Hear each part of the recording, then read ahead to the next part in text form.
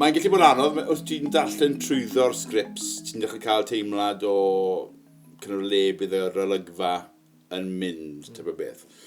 So ti'n dechrau paratoi, bryd ni, ti'n dechrau gweld, ti'n dechrau seto lefel yr emosiynau, felly. Bod pethau pan ti'n cyrraedd set wedyn ni actually rhedeg drwy'r olygfa gyda'r actorion eraill a wedi gyda'r cyfarwyddwr, weithiau mae'r lefelau newid wedyn ni o ran, bod eisiau bod bach fwy intens yn un lle a bach yn llai rhywle arall.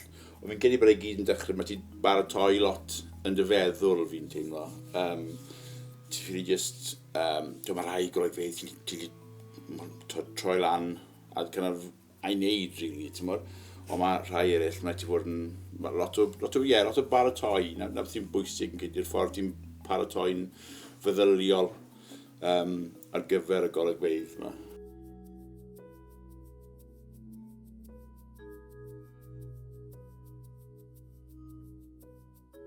Byddwn ni'n gweud yn sicr. Fi'n teimlo o bosib, mae'n rhywbeth fi'n delio gyda'n well nawr bod fi'n hynach fel actor. O'n i'n cael trafferth pan o'n ifancach, ti'n gorfod rhoi dy hunan. Os ti'n neud golygfeydd y dwys, neu trist, beth bynnag, mae'n rhaid i ti fel actor, neu'r ffordd fi'n neud beth bynnag, ydi ffindo, emosiwn cyffelib o fewn y mywyd go iawn ni, a wedyn trial tynnu'r emosiwn yna yn gros. So mae ti roi dy ben mewn i rhywle weithiau eitha tywyll. Os ti'r olygfa'n gofyn amdano ni. A mae'n sicr, mae rhaid ti fynd i'r llefydd tywyll yma, ond y peth sy'n bwysig a beth fi wedi gallu delio gyda'n well wrth i fi fynd yn henach fel actor yw gallu dod mas o'r golygfeydd neu o'r sefyllfa meddyliol yna ar ddiwedd yr olygfa. Felly, pan o'n i'n ifancach, o'n i'n ffindo fe'n lot yn oddach, ti'n mynd i'r rhywle tywyll, a felly o'n i'n stec yn y rhywle tywyll yna am chydig bach, Ond wedyn, mae fi'n lot gwell nawr ar fynd, diwedd yr olygfa, jyst cymryd bach amser yn hunan, a wedyn ti'n fel, dwi'n nôl. Mae'n sicr yn, mae golygfeydd fyna'n tynnu lot mas o ti fi'n cydyn, dyn nhw, ti'n mwyn? Oedd cael ffasiwn stori yn wych, a o'n i go iawn yn edrych ymlaen i wneud rei dwys, yr golygfeydd really trwm. Ac o'n i'n gallu mynd a'n hyn yna, ond fel o'ch dweud, o'n i'n go iawn yn cael yn anodd o dona. Mae. O'n i'n allu oriau o snat diwrnodau weithiau dros penwythos, o'n i'n just teimlo off. O'n i'n teimlo'n drwm, ac o gan amynedd wneud i'n byd. A wedyn oedd o'n gymysgad o bod mynd i fanna yn flinedig, ond o'n i'n sylwi bod fi dal yn hongen o gwmpas yna, dwi'n meddwl. A wedyn, dwi'n gofio dweud mam a dad, dwi eisiau teimlo'n rhyfedd yn ddiweddar. Dwi'n gwybod pam. Dwi'n sori os dwi'n chydig yn ddiflas o'n tŷ, neu os dwi'n snapio heb angen. A wedyn eisiau siarad fo yn hwylusydd lles ni, cael sgwrsio fo, ac o'n i dda, dwi'n cario hwn adra lot fwy nag o'n i feddwl bo fi. O'n i fi'n cario chydig, dwi'n cymryd sy'n naturiol. Na, fi'n gwybod sydd. Bod o dal yna. Sy'n handi gael o'n ôl wedyn. Ond o'n i'n, dwi'n meddwl bod rhyw gwmwl o gynnau. Ond sicr, chos mae rhaid ti fynd mwyn cael yr emosiwn yn iawn, mae rhaid ti fynd i llefydd eitha, difrifol, really. Ti'n gorau coel, dwi'n gorau coelio fo'n hyn. Neu fel arall, ti'n meddwl bod fi yn actio. Os angen ti'n coelio fe, sy'n mynd neb arall mynd i coelio fe, sfos o fe. So, mae rhaid neu siŵr wedyn bod ti'n gweud mynd i'n lle yna, ond mae fe'n disg fi'n credu dysgu sy'n i ddod o hwnna yn saff. A pan o'n i'n ifancach, o'n i ddim yn dda ar wneud yna o gwbl.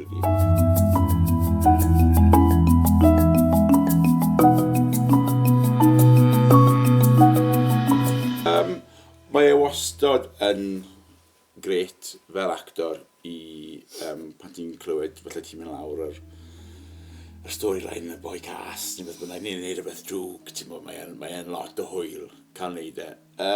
Ond hefyd mae yna gyfrifoldeb yn sicr arno ti i gario'r stori fel petai, o ran y grŵp o actorion i gario'r stori. Ond hefyd mae yna ddyletswydd arno ti hefyd i gymryd y peth pan ni'n gweithio ni wedi gwneud yn dda, cymryd y peth o ddifri hefyd, achos mae'r storylines maen nhw'n... Felly bod jyst yn storyline i ni, ond wedyn mae'r pethau yma'n digwydd go iawn yn mywydau pobl sy'n gwylio'r rhaglen. A weithio mae'r storylines ma'n yn mynd yn agos iawn felly i bethau sy'n digwydd a ti'n twtio bywydau pobl. Odi, maen nhw'n troi mas, bod ni yn ffilm o Mistrodd o Flan Llaw, maen nhw'n troi mas weithiau yn bod yn berthnasol iawn i'r beth sy'n digwydd ar y pryd. So mae'n lot o gyfrifoldeb wedi wneud siŵr bod ti'n trin a delio gyda'r sefyllfa mewn ffordd kind of real. Sensitif. Yeah, sensitif. Jyst bod ti'n cymryd cyfrifoldeb dros y stori a beth ti'n triol i gyfleu i fyd fi'n credu. Mae'n lot o laff cael neud pethau drwg, ond mae yna gyfrifoldeb yn mynd gyda fe fi'n teimlo. Ond braf cael y sgwrs efo y cynhyrchydd i weld lle oedd yn mynd. O ran, mae'n pitio gan mynd actio fan iawn. Ond wedyn, cael sgwrs efo yn hwylusydd lles. A cael sgwrs efo'r cynhyrchydd fyd oedd bob tro'n dweud os yw'n rhy drwm, sy'n cyffyrddus yw'n da ni'n hapus i drafod o, newid os angen, os ti angen cymorth, bob tro sgwrsus fel yna, bob tro'n mynd i gedig. Ond i beth yn teimlo bo fi methu. Atha, Efan sydd wedi gwneud y peth o'n adwedd ddrwg yma. A wedyn, mae chi wedi gwneud pethau'n waith. Ond, oedd o'n stori ni gyd. Cast, criw, cynhyrchydd, o pawb go iawn isio'r gorau wneud o'r ffordd ola. Wedyn, ddim ar unrhyw bwynt o'n i'n teimlo bod fi ar ben yn hun.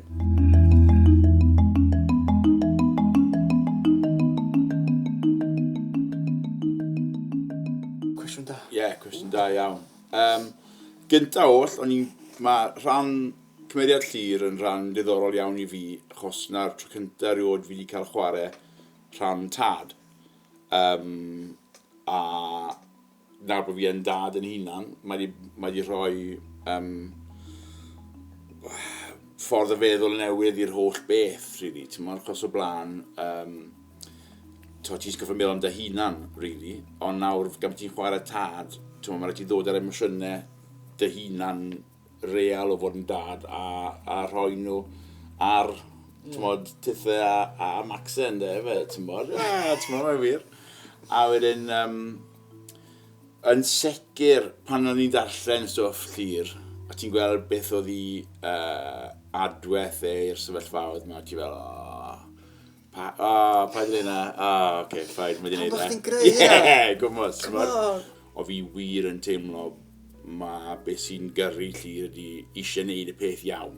Mae'r sefyllfa jyst wedi mynd mas o'i ddwylo fe, really. Mae un teimlo bod e'n gallu ymarfer yn y sefyllfa a sorto fe mas, ond dwi'n methu, mae fel trial casglu dŵr. Bod mae Llŷr yn trial wneud yna i sorto fe mas, mae'r pethau'n mynd yn ffradach. Mae'n waith. Yndi, a mae'n jyst mynd yn wath. Llŷr fel o ran, mae lot o benderfyniadau Llŷr, sy'n ni ddim wedi gwneud yn bersonol, ond hei, there we go.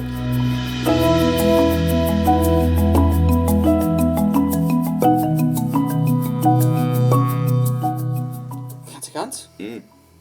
Bob mis, pawb, drwy'r amser. Ond mae o'n rhywbeth sy'n effeithio ar pawb cyffredinol. Os dio yn chi'n bersonol neu rhywun ydych chi'n nabod. I gychwyn y sgwrs. Hyd yn oed os yw'r peth symla wrth ddweud, dwi'n teimlo chydig yn off heddiw, chydig yn ffynnu, chydig yn isel, chydig yn bryderus. Os da chi'n medru estyn allan at rhywun a dweud, Eli, dwi'n teimlo'n chydig yn rhyfedd heddiw, ddoe, neithiwr, wan, wedi bod. Os da chi'n medru estyn allan, mae o'n ofnadwy o bwysig. Os da chi'n medru. Pan nes i sylwi o'n i gyda, dwi'n reit isel, dwi'n chydig reit bryderus yn ddiweddar. O, jyst cychwyn y sgwrs efo mam a dat a'n chwaer am order, jyst dda, dwi'n teimlo chydig off. Ac o'n am byd, o'n i'n teimlo'n embarrassed, o'n i'n teimlo'n swil, oedd jyst dda, pam? A o'n i'n dda, dwi'n bo. A jyst bod fi wedi cael deud o, oedd o'n bwysau anfarth oedd ar ysgwyddau. a ddim byd gael ei sortio ar diwrnod yna, dwi'n dweud, bod hynna'n bosib, dwi'n gwybod. Ond oedd o go iawn yn gam anfarth i'r ffordd cywir, lle, i'r ffordd o teimlo'n chrydig yn well, neu lot gwell, o 100%. Os ydych chi'n medru cael off eich chest, go for it. Neu, os ydych chi wedyn yn flipio na rownd, os ti'n sylwi bod rhywun ydych chi'n nabod chrydig off. Dim bod o'n cyfrifoldeb, ond dydy o'n anodd rhywbeth fatha, dyw iawn. So, os ydych chi'n ddisgwyl knock o'r fyny i chi, neu beidio, bod chi wedi cynnig, mae'n rhoi y cyfla, sydd bob tro yn fendigedig, achos mae rei bobl yn teimlo fatha, dyn nhw'n go iawn eisiau gwybod. Mae'n jyst yn dda, hi mate, ti'n iawn. A na ni, mae'n go iawn fatha, bod chi go iawn fatha, na, dwi'n go iawn yn gofyn, lle. Wel, fi'n gweld yn eto, I suppose, o fod yn hun. Beth oedd yn un o? 20? Beth ti? 23, ie. I fi'n, ti'n meddwl, rydych chi'n feddwl bod fi'n 25, ond yn anffodus fi rhyw gynhedlaeth felly bach yn hun o ti, ti'n meddwl? Na! Wel, straight fi'n gyfan, a fi'n edrych mor ifanc y ffordd. Moisturiser. Ie, yna beth yw e. Ond o ran, ti'n meddwl, pan fi'n credu gan fi gynhedlaeth yn hun, nes i'n sicr dy fi lan yn yr amser yna, lle oedd siarad gyda'ch gilydd yn enwedig dynion ddim yn rhywbeth oedd yn cael ei wneud, really. Oedd yn lot fwy o bravado ar y pryd. Dydy dynion ddim yn crio. Ie, type o beth, ti'n modd. So, fi'n gweld yn rhywbeth briliant bod gymaint o bobl ifanc, ti'n modd, a boes ifanc nawr, yn lot fwy ymwybodol o bethau nag o'n i. Fi'n credu pan o'n i'n tyfu lan, ti'n cael lot o bethau di hunan, achos ti'n trio esgus bod ti'n either macho, neu bod ti'n ffain, neu beth bynnag, ti'n modd. A fi'n credu bod yn holl bwysig bod cenedlaethau nesaf yn deall bod angen siarad. Fi'n llwyr gytuno dyna. A fi'n falch o gael gweld y newid sydd wedi digwydd yn yr 20 mlynedd diwetha, i fod yn onest.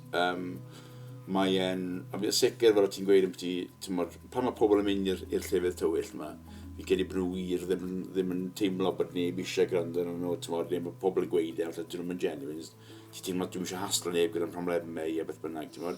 Wyth ddim yn cael jyst rhywun yn gweud, ti'n alright? A yn teimlo bod ydy'r hawl i siarad yn nhw yn rhywbeth masif. Chos unwaith ti'n cael gweud weithiau mae'r problem wedi mynd yn llai jyst wrth i weid y mas. Pan ti'n clod at y hyn. Ie, gwmos. So mae'n beth holl bwysig a yn enwedig pan ti'n clywed am straeon o rywun wedi mynd i ryw rhywle rili tywyll a falle wedi gwneud pethau ti wir ddim eisiau bobl i wneud, ond wedyn ni ti'n sylweddoli fod y gyd o'n nhw angen oedd just dechrau'r sgwrs yna rili. Mae'n mor bwysig bod yr un i gael dy pobl yn diwedd, just gwybod bod yn iawn i ti. Mae pobl yn ti mynd trwy bywyd, ddim yn sylweddoli bod yn rai pobl yn ti bod yn eitha unig yn bywyd, a ddim yn sylweddoli bod lot o pobl o'i cwmpas nhw sy'n actually yn... Yn y cyfleoedd i sgwrs. Ie,